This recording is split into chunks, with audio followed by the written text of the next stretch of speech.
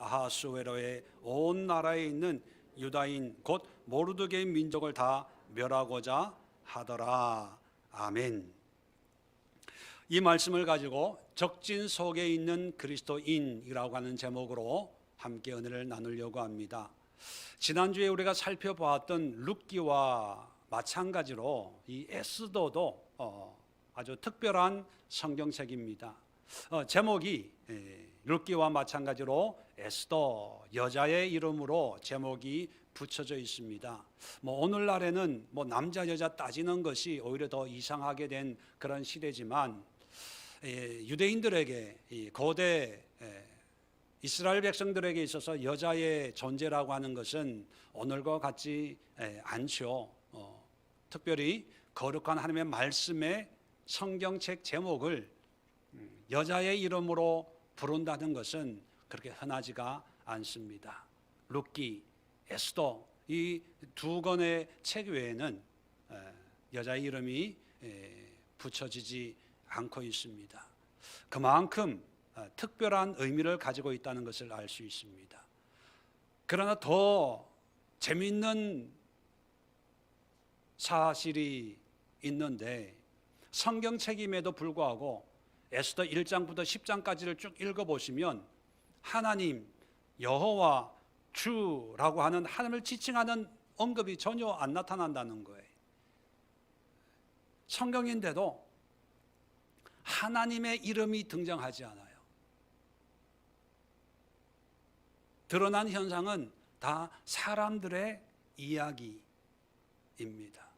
그런데도 성경에 속해서 많은 사람들에게 은혜를 끼치고 있다는 것이지요.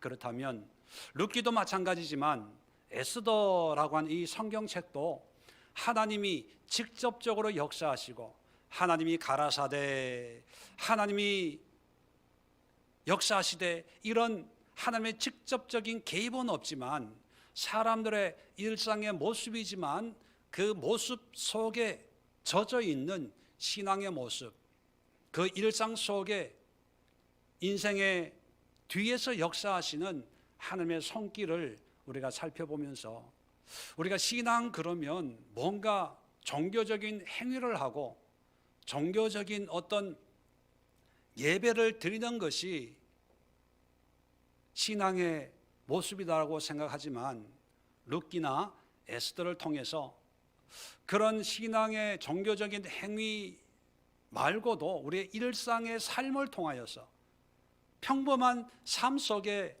하나님을 예배하고 하나님의 뜻을 이루어가고 또 하나님과 동행하는 그런 삶을 우리가 배울 수 있어야 된다는 것입니다. 그래서 오늘 본문을 통해서 이방인들, 믿지 않는 사람들 속에서 하나님을 믿는 그리스도인들의 삶의 모습은 어떤 모습이 되어야 될까 함께 살펴보고자 합니다.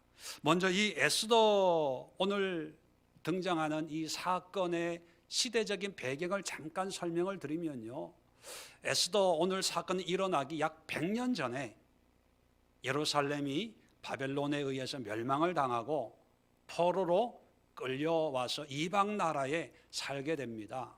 그러다가 포로된 지 70년 만에 무너졌던 예루살렘이 재건이 되죠. 그렇게 보면 100년 전에 포로로 끌려왔다가 70년 동안 포로 생활했으니까 에스더 사건이 일어나기 30년 전에 많은 사람들이 고국으로 귀환을 해서 예루살렘 성전을 재건을 했습니다. 자, 그런 가운데 귀환하지 않는 사람들, 고국으로 돌아가지 않고 여전히 이방인 땅에 살고 있던 사람들, 그 사람들 사이에 일어났던 사건이 바로 에스더에 기록되어 있는 사건입니다. 당시 바벨론을 멸망시키고 세계를 제패했던 페르시아, 지금의 이란이지요.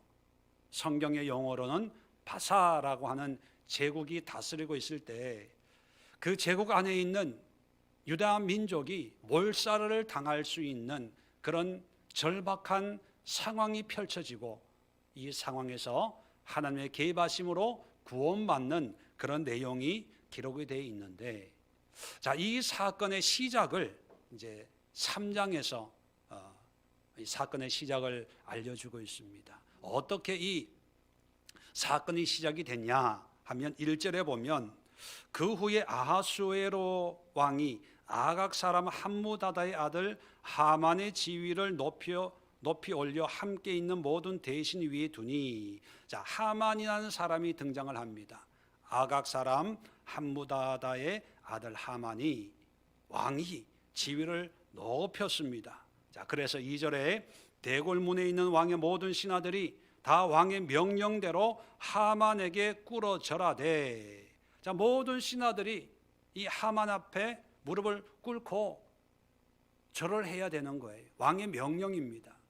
자, 그런데 모르드게는 꿇지도 아니하고 절하지도 아니하니, 자, 모르드게라고 하는 사람이 등장을 하죠. 2장에 보면 베냐민 지파 사람인데, 이 모르드게는 포로로 끌려온 2세입니다. 이방 땅에서 태어나고 성장한 사람이지요. 자, 그런데 이 모르드게의 사촌 여동생이 우리가 잘 아는 에스더입니다. 일찍이 고아가 돼서 사촌 여동생이지만 딸처럼 그렇게 양육을 해서 왕비까지 되게 한 그런 사람이 모르드게예요. 오늘의 주인공이지요. 자, 모든 사람이 하만 앞에 머리를 숙이는데 모르드게는 무릎 꿇지도 않고 절을 하지도 않아요. 자, 3절 봅시다. 대궐문에 있는 왕의 신하들이 모르드게에게 이르되 넌 어찌하여 왕의 명령을 거역하느냐? 개인적으로 하만에게 감정이 있어서 개인적인 어떤 이유 때문에 무릎 꿇는 게 아니고 왕의 명령인데 그 명령을 거역하는 거예요. 아시겠지만 당시에 왕의 명령이라고 하는 것은 법률보다도 더 강력한 힘을 가지고 있잖아요. 죽을 수도 있는데 그 명을 거역하는 거예요.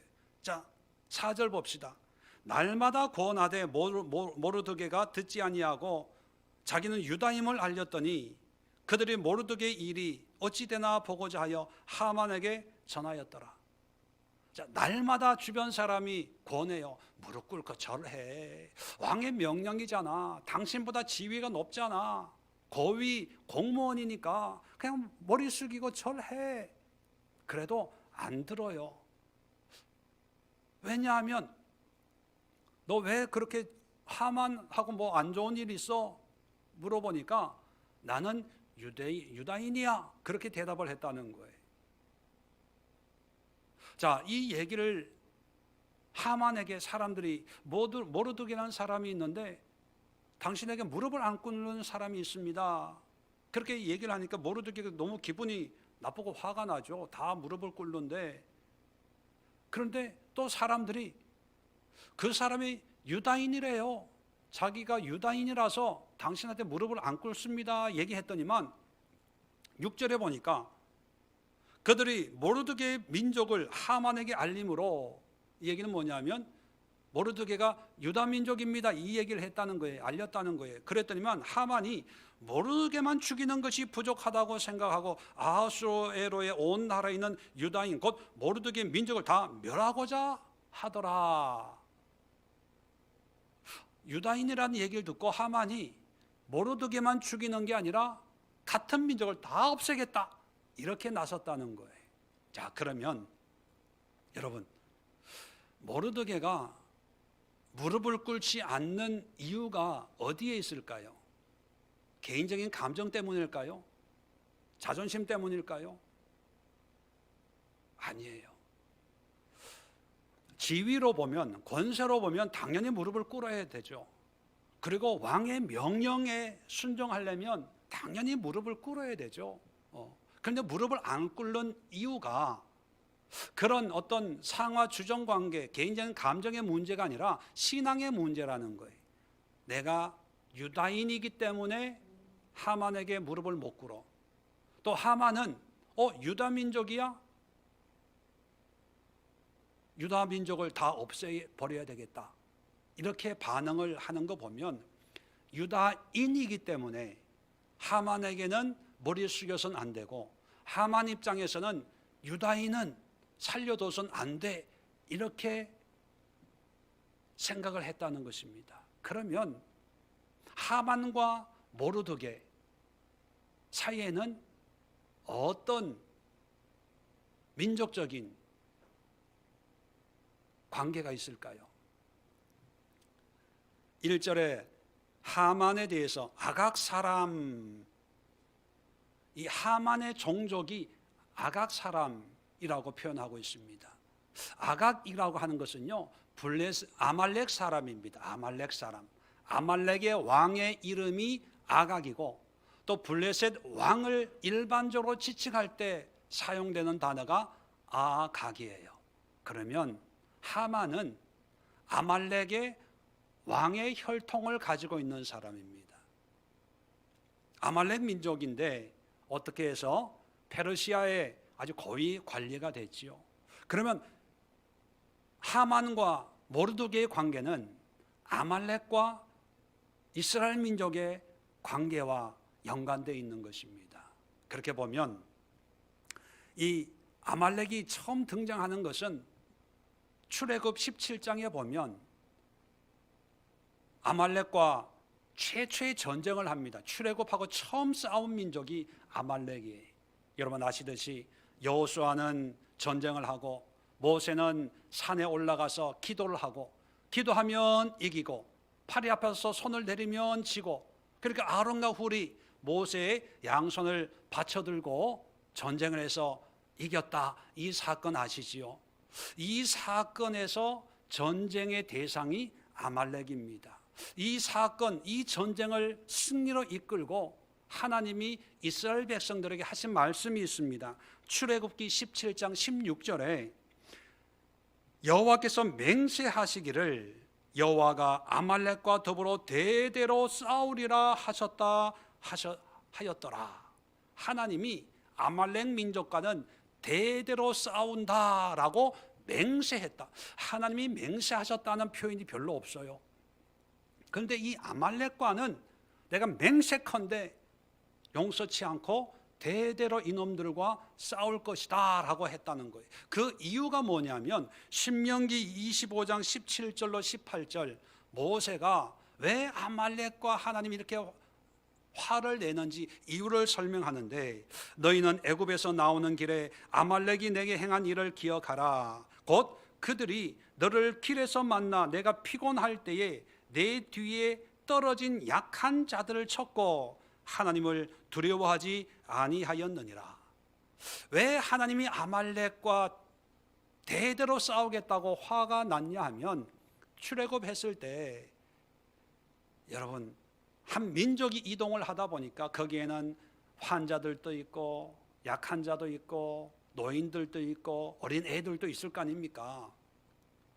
그래서 온 민족이 출애굽을 했는데, 이 아말렉 민족이 뭐냐면 건강하고 힘있는 사람은 건드리지 않고 뒤에 약한 노인들, 환자들, 어린아이들, 힘없는 사람들을 괴롭힌 거예요.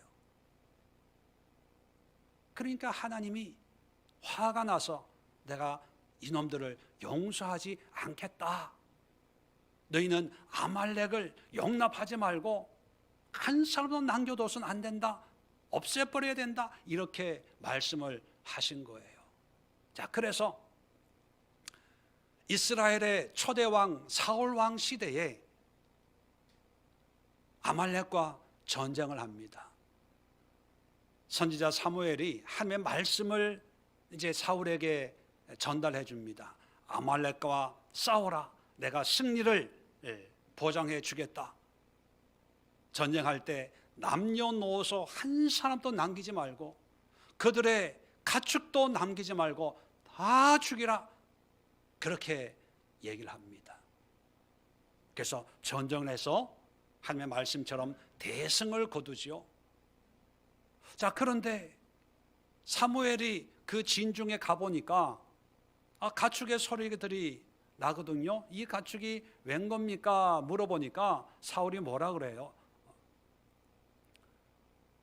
다른 것은 다 죽이고 아말렉 왕 아각도 생포하고, 그리고 그들의 좋은 짐승들은 하나님 앞에 번제로 드리려고 내가 가지고 왔습니다. 그렇게 얘기합니다. 자, 그랬더니만 사무엘이 화를 내면서 순종이 제사보다 더 중요한 거 모릅니까? 어찌 이런 어리석은 일을 행했습니까? 하나님이 당신을 왕에서 쫓아낼 겁니다. 이렇게 저주를 해버려요.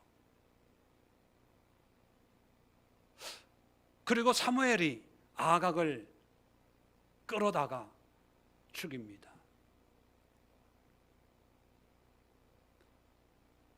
아말렉과 이스라엘 유다 민족에게는 이런 역사적인 그런 사건들이 있지요. 그래서 유대인들은 아말렉을 싫어하고 또 아말렉은 유다인들을 싫어하는데, 에스더 이 시대에 이 사건이 일어나기 1000년 전 출애굽할 때부터, 그리고 사울 왕 시대가 500년 전이었거든요. 500년. 그리고 지금 에스더 시대 약 1000년 동안 아말렉과 유다 민족은 이런 영적인 싸움을 싸우고 있습니다. 그걸 알기 때문에 이방 나라에서, 이방 문화 속에서, 이방의 풍습 속에 살고 있는 이 귀환하지 않고 정착하고 있는 이 유대인들에게 하만이라고 하는 이런 고위 공무원은 당연히 무릎을 꿇을 수 있는 그런 존재입니다. 또 왕의 명령이 있어요. 그런데도 모르드게는 무릎을 꿇지 않습니다. 그것은 뭐냐면 영적인 문제, 신앙의 문제이기 때문입니다. 하나님의 말씀을 지키냐 안 지키냐의 문제예요. 매일 사람들이 무릎 꿇는다고 우상숭배 아니잖아. 무릎 꿇는다고 뭐 대단한 거 아니잖아. 그냥 머리만 숙여, 무릎만 꿇어. 여러 가지 말로 설득을 했겠죠. 또 자기 생각으로도 이 정도는 뭐 그냥 뭐 대수롭지 않은 거 아니야 라고 생각을 할 수도 있어요. 그런데 완고하리만큼 모르드게는 무릎을 꿇지 않습니다. 왜요? 하나님의 말씀에 대대로 싸울 대상이지 내가 무릎 꿇을 대상이 아니기 때문입니다. 여러분, 이방 나라에 살고 있는 모르드게가 보여주는 신앙의 모습은 뭡니까? 세상적인 것과는 타협하지 않고 세상에 무릎을 꿇지 않겠다 하는 그런 각오로 살아낸다는 것입니다. 오늘날 우리에게도 신앙적으로 그렇게 중요하지 않은 일들이 많이 있지요. 세상이 요구하는 것들. 괜찮아, 보는 사람 없으니까 해. 이 정도는 다 하는 거야. 신앙생활 하는 거하고 예수님 믿는 거하고 이런 거하고는 상관이 없어. 그렇게 미혹하는 것들이 참 많이 있습니다. 겉으로 당장 하나님을 배신하고 말씀을 배신하는 그런 행위가 아닌 흐릿한 것들이 참 많이 있지요. 그런데 모르드게가 우리에게 가르쳐주는 신앙의 모습은요, 흐릿한 것일지라도 분명히 분별해야 된다는 것입니다. 성경은 죄를 누룩으로 비유합니다. 누룩의 특징이 뭡니까? 작다는 거예요. 사소하다는 거예요. 아무것도 아닌 것처럼 여겨질 수 있다는 겁니다. 근데 그 누룩이 결국은 전체에 영향을 미쳐서 빵을 크게 부풀리는 것처럼 이 죄의 속성이 그런 거예요. 사소한 거예요. 별거 아닌 거예요. 이것쯤이야 하지만 결국은 그것 때문에 전체가 오염되고 타락한다. 그것이 죄의 속성으로 누룩을 비유하고 있습니다. 모르드게는 왕의 명령임에도 불구하고 무릎을 꿇지 않습니다. 그 이유를 나는 유대인이야. 다시 말하면 하나님의 말씀에 순종하는 사람이지 세상 권위에 순종하는 사람은 아니야 라고 하는 그런 고백이 있는 것이지요.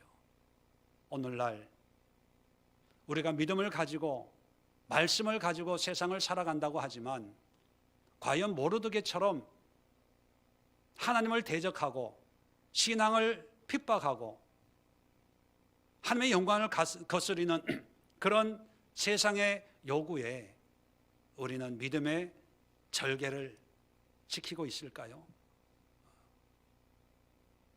이런 믿음의 절개를 지키기 위해서는 때로는 거기에 대한 대가 지불을 요구할 때가 있습니다. 모르드게가 하만에게 무릎을 꿇지 않는 이유 때문에 모르드게도 위험해지고 모르드게의 위험으로 끝나는 것이 아니라 이스라엘 민족의 위험으로 확산되고 있습니다. 어쩌면 당신 때문에, 당신의 고집 때문에, 당신의 아집 때문에 우리가 이렇게 어려움을 당하게 됐습니다라고 하는 비난을 받을 수도 있습니다. 그런데 여러분, 때로는 엄청난 대가를 지불해야 될 때도 있지만 우리가 분명히 알아야 될 것은 대가 지불보다 하나님의 보상이 훨씬 더 크다는 사실을 여러분 잊지 마십시오. 로마서 8장 18절에 생각하건대 현재의 고난은 장차 우리에게 나타날 영광과 비교할 수 없도다. 장차 영광이 훨씬 크기 때문에 지금의 고난은 고난이 아니야 라고 얘기하고 있어요. 여러분, 늘 눈앞에 대가를 생각하면 아까워서 적당하게 타협하게 되지요. 그런데 하나님의 보상을 생각하면 세상 말로 남는 장사예요. 지금은 손해보고 조롱당하고 비웃음 사고 내가 많은 금전적인 시간적인 손해를 당하게 되겠지만 그러나 하나님의 보상은 빼앗긴 것보다 버린 것보다 훨씬 크기 때문에 우리는 이 세상을 살면서 하나님의 말씀을 붙들고 세상과 타협하지 않고 세상에 무릎 꿇지 않고 세상에 절하지 않는 믿음의 기상이 우리에게 있어야 된다는 것입니다. 두 번째, 오늘 8절에 보면 하만이 유다 민족을 멸하기 위해서 왕에게 이제 보고하는 장면이 나옵니다. 8절에 보면 하만이 아하수에로 왕에게 아뢰되 한 민족이 왕의 나라 각 지방 백성 중에 흩어져 거하는데, 자, 한 민족이라고 하는 것은 유다 민족을 지칭하는 거겠죠. 자, 그 법률이 만민의 것과 달라서 왕의 법률을 지키지 아니하오니. 자, 보세요. 유다 민족이 지금 포로로 끌려와서 한 100년을 페르시아 왕국에 살고 있습니다. 자, 그런데 그 유다인을 어떻게 얘기하냐면 그 법률이 만민의 것과 다르다 이렇게 표현을 해요. 이 얘기는 뭐냐 하면 페르시아 왕국에 살고 있지만 물론 페르시아 왕의 명령을 지키고 그 나라의 법률을 잘 지키고 있겠죠. 그러니까 쫓겨나지 않고 거기에 적응해서 살아가는 거지요. 그런데 보니까 다른 만민, 이 페르시아 왕국이요, 지금의 인도부터 아프리카까지 지배한 대제국이거든요. 그 속에 별의별 민족이 다 있었을 거 아닙니까? 그런데 다른 민족보다는 구별되는 그들만의 법률, 그들만의 계명, 그들만의 삶의 모습이 있다는 거예요. 다른 사람과 다른 뭔가가 그들에게 있어서 왕의 말을 안 듣습니다 이렇게 모함하는 거지요. 이 얘기를 뒤집어서 보면 유다 민족은 이방 나라, 이방 땅에 살고 있지만 그들의 문화, 그들의 사회, 그들의 풍습으로 동화되는 것이 아니라 자기들만의 삶의 모습, 하나님의 말씀의 계명을 가지고 신앙의 정체성을 가지고 살고 있더라는 것입니다. 여러분, 우리도 이 세상을 살 때 물론 이 세상의 법도 지켜야 되고 세상의 문화 속에 살아야 됩니다. 세상의 가치와 윤리와 도덕의 모습을 우리도 가지고 살아야 되겠죠. 자, 그렇다고 해서 믿는 자와 안 믿는 자가 구별이 안 되는 그런 모습이 아니라 우리 믿는 자에게는 또 다른 법이 있잖아요. 하나님의 법, 말씀의 법, 성령의 법. 이 말씀의 믿음의 법을 따라서 살 때 똑같이 이 세상에 살고 있지만 안 믿는 사람들이 볼 때 예수 믿는 사람들은 다른 만민보다 다르구나, 차이가 나구나, 구별이 되는구나, 이렇게 인정할 수 있는 그런 모습이 되어야 된다는 것입니다. 저는 이것을 신앙의 정체성이다 이렇게 표현하고 싶어요. 얼마 전에 뉴스를 보다가 어떤 대선 후보가 자기는 유명한 대형 교회 교인으로서 10년 동안 교회를 출석한 교인입니다 이렇게 얘기를 했나 봐요. 그 얘기를 듣고 그 교회 담임 목사가 설교에 어떤 사람이 우리 교회 10년 동안 다녔다 그러는데 아니라고, 나온 적 없다고, 장기 결석을 해서 재적교인이라고 뭐 이렇게 얘기를 했대요, 설교 중에. 그럴 때만 그 얘기를 듣고 또 이 대선 후보가 열심히 다녔는데 교회가 너무 커서 내가 왔는지 안 왔는지 몰라서 그런 소리를 하고, 또 그 교회는 작은 교회, 다른 주변 교회에서 예배 드리는 것도 허용하는 교회라서 다른 교회 다니는데 그걸 몰라서 그렇다, 뭐 또 이렇게 또 대답을 했다고 뉴스에 나오더라고요. 제가 그 뉴스를 듣고 화가 났어요. 짜증이 났어요. 왜 그러냐 하면 신앙의 기준이, 믿음의 기준이 교회 출석입니까? 10년 동안 주일 예배 안 빠지고 출석하면 교인, 신앙생활 하는 거고, 그렇지 못하면 신앙생활 안 하는 겁니까?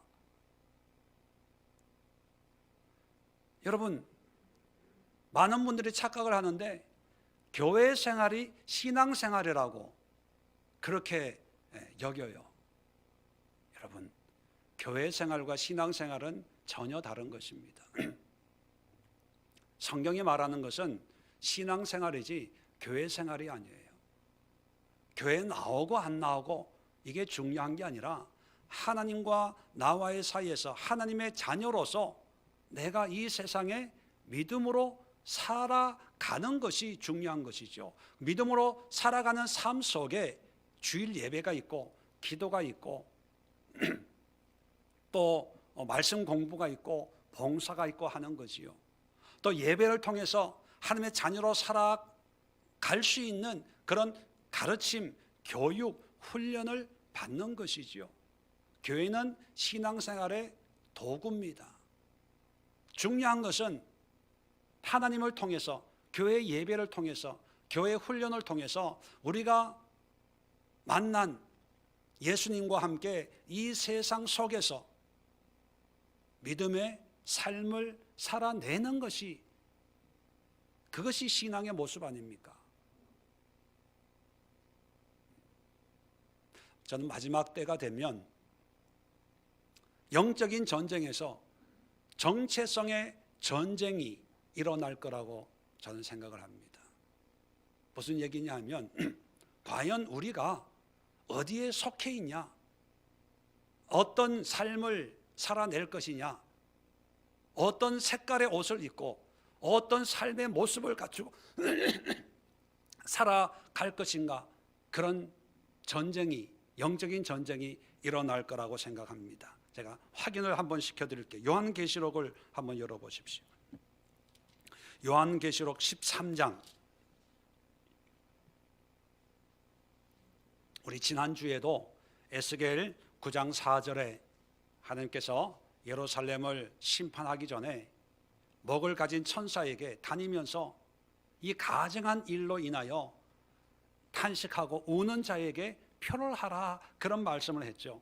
마찬가지로 13장 17절, 요한계시록 17절 18절 보면 누구든지 이 표를 가진 자 외에는 매매를 못하게 하니 이 표는 곧 짐승의 이름이나 그 이름의 수라. 지혜가 여기 있으니 총명한 자는 그 짐승의 수를 세어보라. 그것은 사람의 수니 그 수는 666이니라. 우리가 잘 아는 짐승의 수 666. 마지막 때가 되면 이 표를 안 받으면 생활할 수 없게 된다. 그래서 이 표를 절대로 받으면 안 돼, 그런 생각을 하죠. 여러분, 666이 뭡니까? 뭘 의미합니까? 요즘에 666을 백신 패스라고 여기는 사람도 있더라고요. 백신 패스 없으면 이제 식당에도 못 가요. 아이들도 이제 학원도 못 가요. 미국에서는 백신 안 맞으면 이제 아이들 학교에서 쫓아내고 회사에서 해고를 한대요. 그러면 백신 맞으면 안 되나요? 그런 논리를 펴놓은 사람들이 있어요. 그래서 미국에서는요, 물론 한국도 있겠지만 믿는 사람들이 백신 안 맞아요. 얼마 전에 미국의 TV 방송하는 목사님이 백신 맞으면 안 된다 주장했던 분이 확진돼서 돌아가셨어요. 백신이 666입니까? 제가 막 신앙생활하고 교회 와서 은혜 받고 신앙생활할 때 부흥 집회를 했는데 그 부흥 강사로 오신 분이 그때 바코드를 이렇게 보여주면서 이게 666이다. 그래서 신용카드 이런 것도 쓰면 안 된다, 그렇게 부흥 집회를 하신 분이 있었어요. 여러분 그런 거 들어보셨죠? 옛날에 한 30년 전에. 지금 그 목사님이 살아 계신지 어쩐지 모르겠지만 한번 물어보고 싶어요. 지금까지 신용카드 안 쓰고 계시는지. 여러분, 신용카드가 바코드가 666일까요?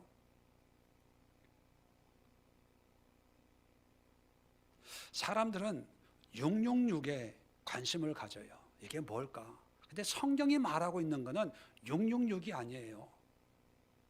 거기에는 관심 안 가져도 돼요.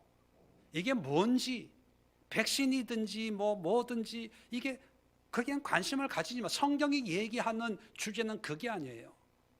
자, 14장 1절 보세요. 여러분, 참고로 성경은 장절 구분이 없이 그냥 연결되어 있는 거예요. 쭉 연결되어 있는 거예요. 자, 14장 1절도 666하고 연결되어 있는 거예요. 자, 또예요. 또 내가 보니 보라, 어린 양이 시온산에 섰고 그와 함께 14만 4천이 서 있는데 그들의 이마에는 어린 양의 이름과 그 아버지의 이름을 쓴 것이 있더라. 그러면서 그 다음에 하나님의 백성들의 정결한 모습을 얘기하고 있습니다. 자, 666을 얘기하려고 하는 게 아니라 그 다음을 또 얘기해요. 그건 뭐냐? 또 다른 표를 받은 사람이 있어요. 14만 4천 명의 하나님의 택한 백성들이 있는데 그 택한 백성들을 보니까 이마에 무슨 표가 있어요? 어린 양의 이름, 그 아버지 이름, 뭐예요? 예수의 이름과 하나님의 이름의 표가 이마에 있더라는 거예요.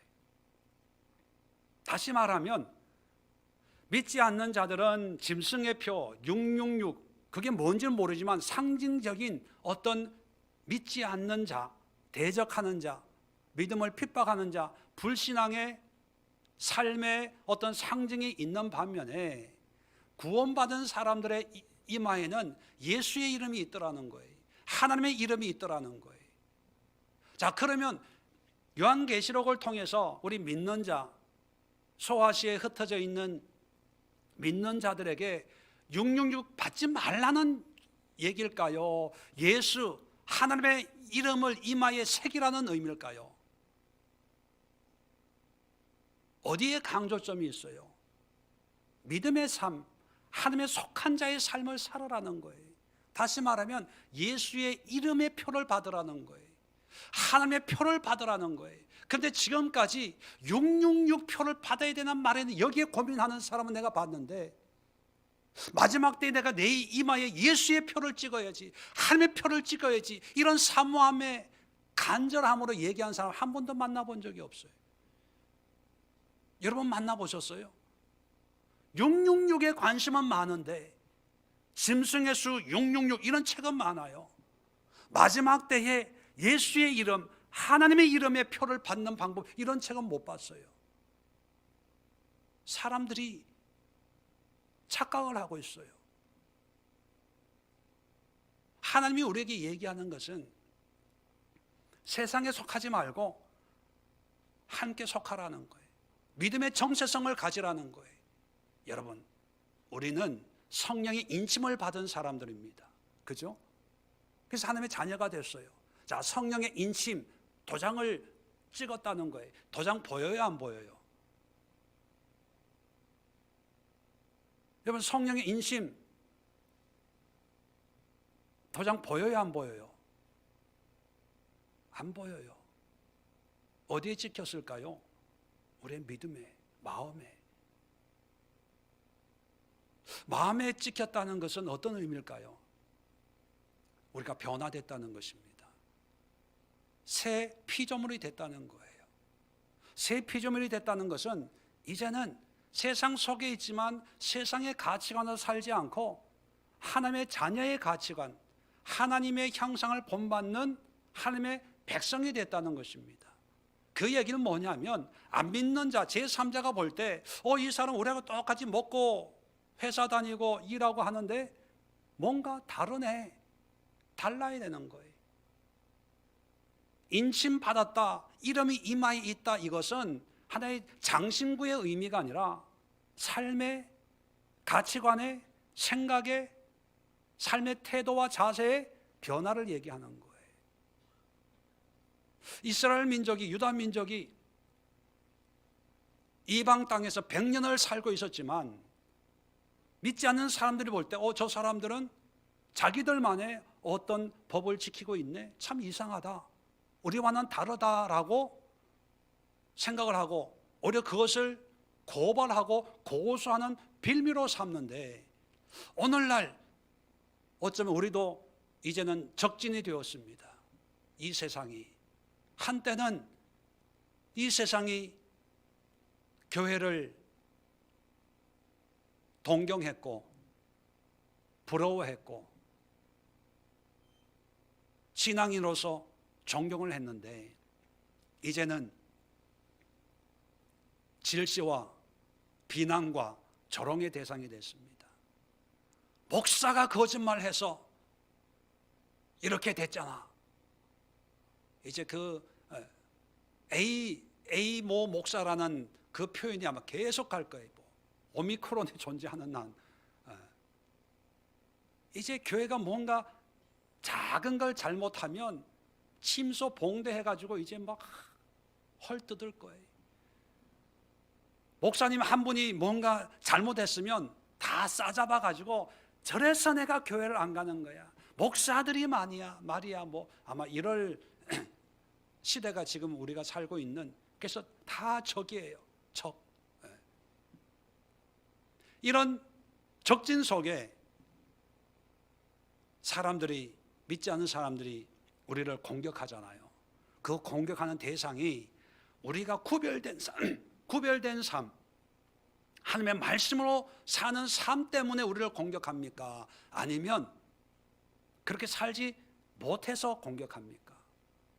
오히려요, 말씀대로 살면 여전히 존경해요, 인정해요. 근데 왜 우리가 욕을 먹습니까? 말씀대로 살지 못하기 때문에, 정체성이 없기 때문입니다. 너같이 믿을 것 같으면 난 아예 안 믿어. 이게 세상 사람들이 우리를 보는 잣대가 되어버렸습니다.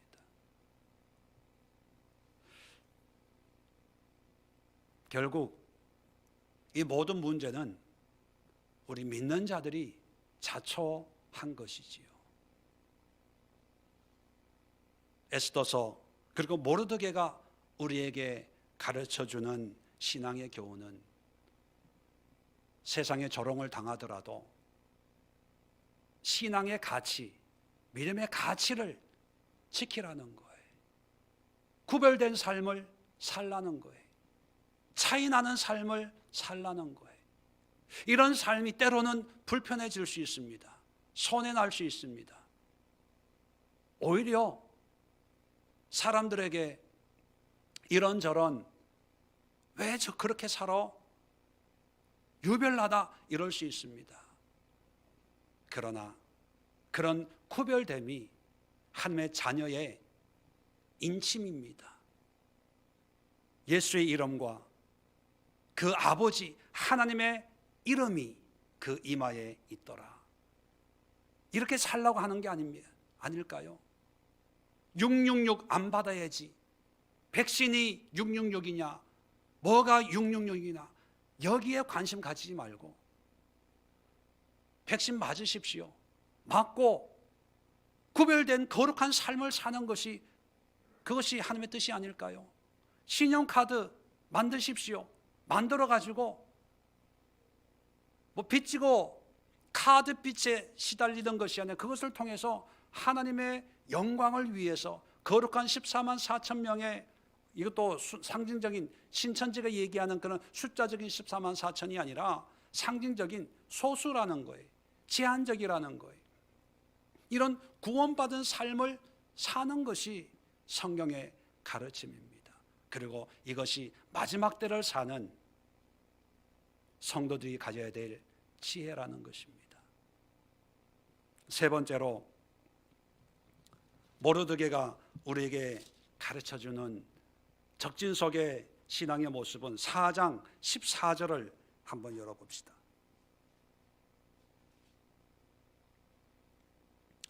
자, 왕후가 된 에스더를 모르드게가 만납니다. 만나가지고 14절에 이렇게 얘기합니다. 이때에 내가 만일 잠잠하여 말이 없으면 유다인은 다른 데로 말미암아 노임과 구원을 얻으려니와 너와 내 아버지 집은 멸망하리라. 내가 왕후의 자리를 얻은 것이 이때를 위함이 아닌지 누가 알겠느냐. 그렇게 얘기합니다. 여러분, 우리가 잘 알고 있는 네가 왕후의 자리를 얻은 것이 이때를 위함이 아닌지 누가 알겠느냐. 이 얘기를 듣고 에스더는 16절 끝에 죽음은 죽으리다 하면서 이제 결단하고 왕을 만나게 되지요. 자, 여기서 저는 모르드게의 참 신앙의 놀라운 점을 발견하게 됩니다. 뭐냐 하면 모르드게는요, 에스더가 왕비가 되어서 유일한 이 위기를 극복할 수 있는 열쇠를 에스더가 가지고 있어서 에스더를 만나러 간 게 절대로 아닙니다. 모르드게에는 에스더가 중요하지 않아요. 모르드게에게 어떤 사람이나 권세나 권력이 이 문제를 해결하는데 그렇게 중요하지가 않습니다. 모르드게에게 중요한 것은요, 하나님이에요. 14절 다시 보면 내가 만일 잠잠하여 말이 없으면, 자, 무슨 얘기입니까? 관심 안 가지면, 네가 이 일에 관여를 안 한다면 그런 뜻이죠. 유다인은 다른 데로 말미암아 노임과 구원을 얻으려니와 네가 아니어도 하나님은 해, 그거예요. 하나님은 너와 상관없이 하나님이 자기의 일을 하시는 분이야. 그러니까 네가 해도 되고 안 해도 돼. 그런데 나는 네가 하기를 원해. 그러면서 이 자리를, 왕후의 자리를 얻은 것이 이때를 위함이 아닌지 누가 알겠느냐? 이렇게 얘기해요. 보통 사람 같으면 네가 해야 돼. 너밖에 없어. 하나님이 이 일을 하라고 너를 왕후의 자리로 세운 거야. 너 이거 잊으면 안 돼. 아마 이렇게 단전적으로 너 아니면 안 돼. 이렇게 얘기할 거예요.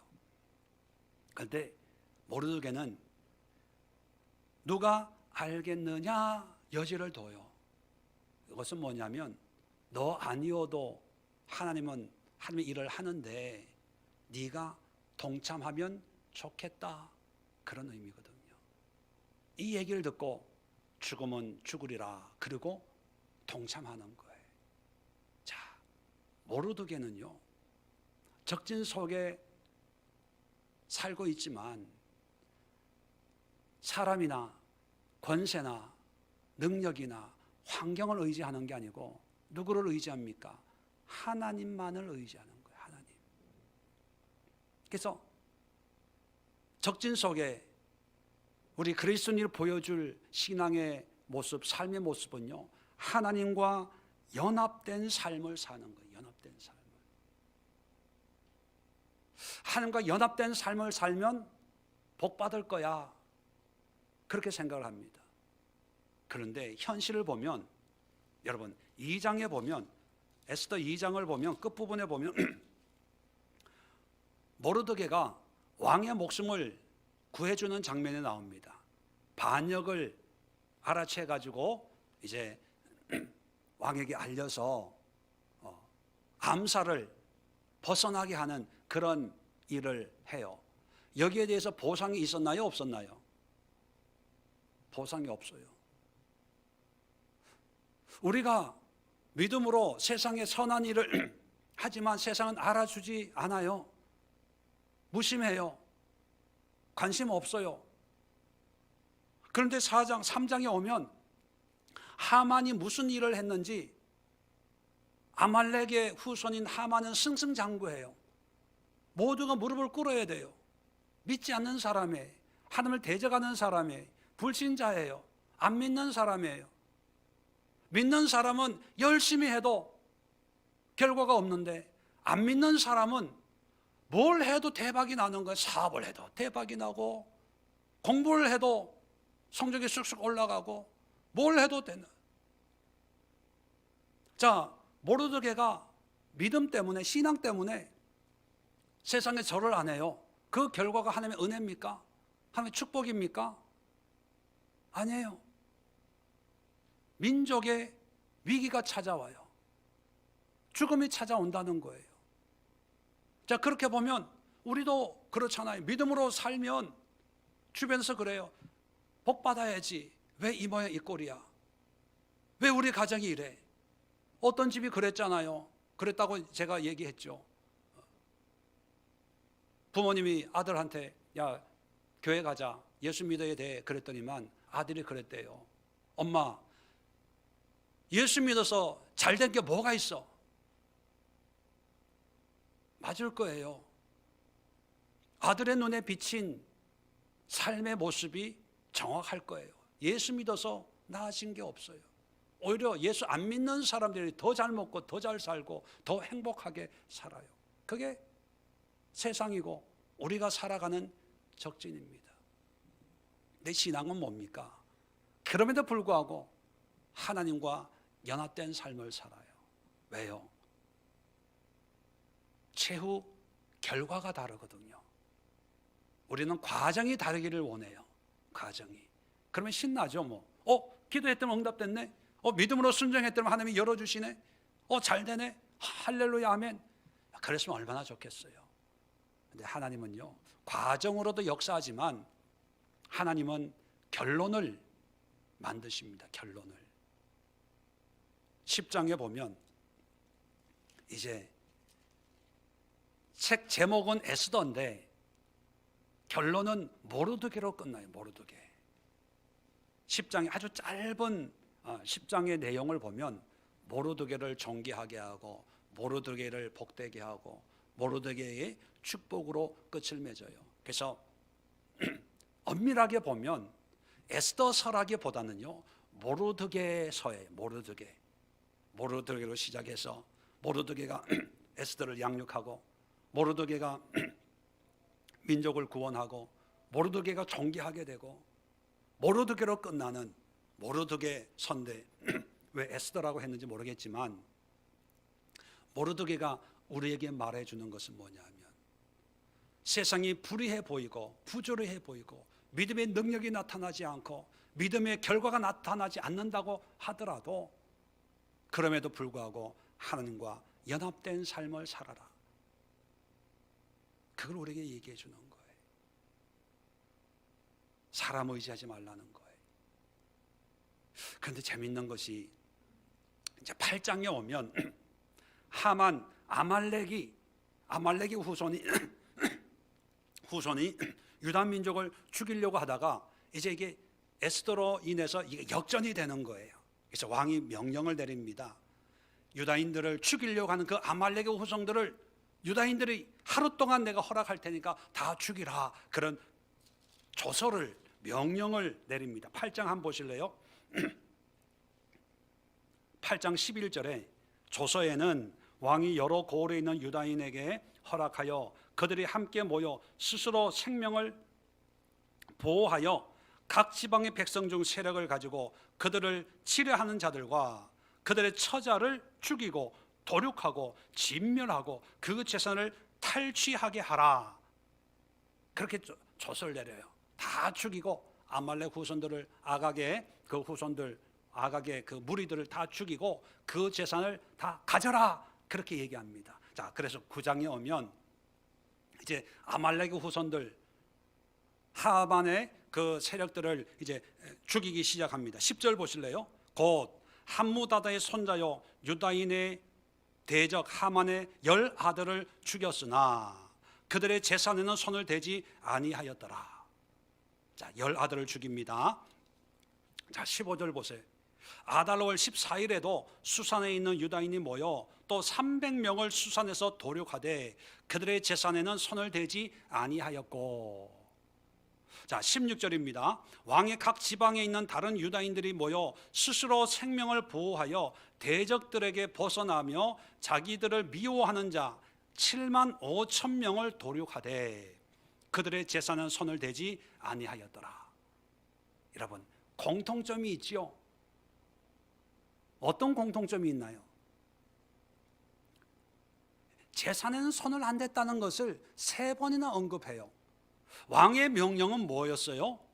탈취해라. 네가 가져도 돼. 왕의 명령이에요. 죽이고 재산을 빼앗아서 내 걸로 만들어도 돼요. 자, 그런데 유다인들이 그것을 실행에 옮길 때 죽이긴 죽여요. 그런데 의도적으로 재산에는 손을 안 댔다고 계속 얘기하고 있어요. 3번을 얘기하는데 성경에서 3번이라는 것은 완전수거든요. 3번 손 안 댔다는 얘기는 뭐냐면 이런 한 푼 내 주머니에 넣은 게 없습니다. 그 얘기예요. 왜? 재산을 왕은 가지라고 명령을 했는데 성경은 재산에 손을 안 댔다는 것을 의도적으로 3번씩이나 강조하고 있을까요? 왜일까요? 이유가 있어요. 아까 말씀드렸죠. 하만과 모르드게의 싸움은 아말렉과 유다 민족의 싸움, 영적인 싸움이라고요. 자, 그런데 2장에 보면 모르드게의 혈통이 베냐민 지파예요. 베냐민 지파의 가장 유명한 사람 중에 하나가 뭐냐면 초대 왕이었던 사울이거든요. 사울이 베냐민 지파에서 왕이 됐는데 쫓겨났어요. 뭐 때문에? 다른 문제도 있지만 결정적인 문제가 아말렉과의 전쟁에서 하나님의 말씀에 순종을 안 했거든요. 어떻게 순종을 안 했나요? 재산을 남겨둔 거예요. 내가 보기에 좋은 가축은 내가 가졌어요.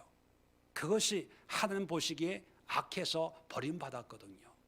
자, 사울의 후손인 모르드게는 그걸 알고 아말렉 사람들 하만의 추종자들을 다 죽여요. 아말렉과의 전쟁이죠. 그런데 왕은 그들의 재산을 탈취해라 하지만 모르드게는 가지지 않아요.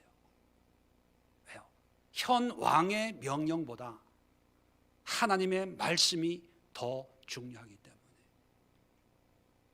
당장 내가 부자가 되는 것보다 하나님의 말씀을 이루는 것이 더 중요하기 때문에 역사적인 교훈을 받았잖아요. 사울, 자기의 조상이었던 사울이 하나님의 말씀에 한가 연합된 삶이 아니라 자기의 생각에 연합되다 보니까 버림받았는데, 나는 하나님과 연합된 삶을 살아야지. 그래서 왕의 명령을 어기고 다 죽이지만 그 제사는 손을 안 대는 거예요.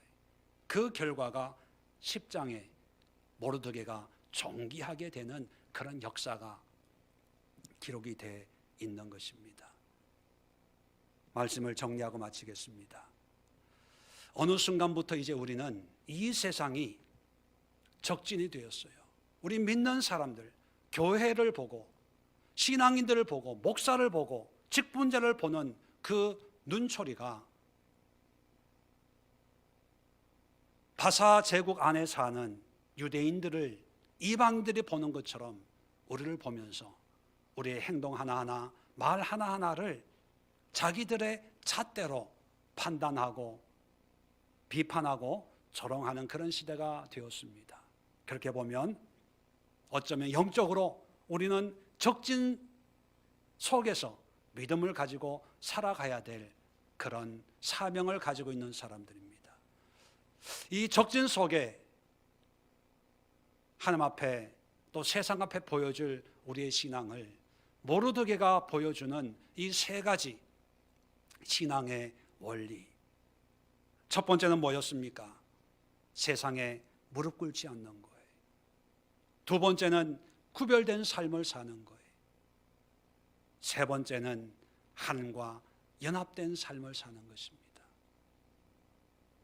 그래서 지금 당장은 손해가 나고 지금 당장은 불편하더라도 하나님의 최후 보상을 믿으십시오. 하나님이 위로하시고 갚아주시는 그 은혜를 생각하십시오. 그 은혜는 지금 몇 시간 손해보는 것, 그 은혜는 지금 돈 얼마 손해보는 것, 그 은혜는 지금 내 마음이 좀 억울하고 섭섭한 것, 그거 못지않게 크고 놀랍고 영원한 하나님의 보상 상급이 있기 때문에 이 시대를 하나님과 연합한 자로 믿음의 삶으로 살아간다면, 제가 예언의 능력은 없지만 한 가지 예언을 해드릴게요. 그렇게 산다면 50년 안에 하나님의 보상이 임하게 될 겁니다. 자세히 보자. 나이를 따져야 돼. 50년이면 되겠죠? 그죠? 아이들이 없으니까 50년 안에 반드시 그 보상이 임하는 것을 확인시켜 줄 수가 있습니다. 기도하겠습니다.